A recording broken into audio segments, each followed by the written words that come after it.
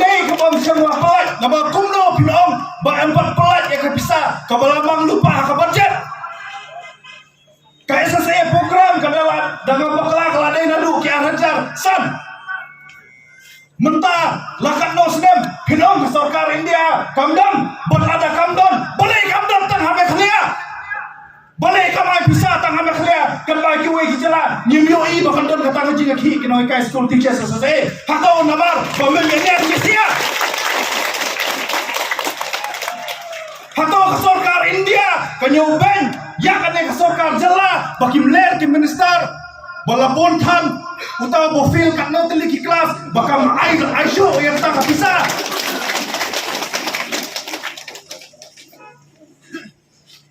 Katulok kadai kahok jom kinoi kai bagi kentu yang kesorkan nak kalian SYC basngobha pelai no marba yang katulok dijongki ngobha ban sim step ban penkiu no yang katulok jom parok kinoi kai mau boleh ganti sensar jom kari India kom equal pay for equal work kajok asal lepas kajok dikena boleh ya per hak kecil siu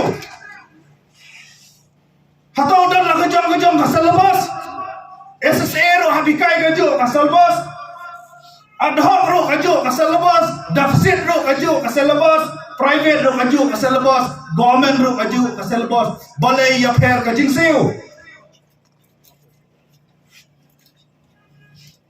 ni kerpat ya kayeng kasari badan buram kabadan banyada ya ki hok ki trairi ban ki badan banyada ya ko hok jong kitong songchulom jong kari India bako mekhlia high court badan buram wadam up ya kinong hikai jongi ki bapli bahadu bakim da file case so hashim somotono ya kan case. I would like to request the Honorable High Court of Mekhlia, please don't wait for teachers to file a petition before you advocate. Kindly take this matter somoto immediately. You are the last hope of the democracy. We humbly request the judiciary organ of the state to rescue the citizen of Mekhlia whose right has been violated for 5 long months.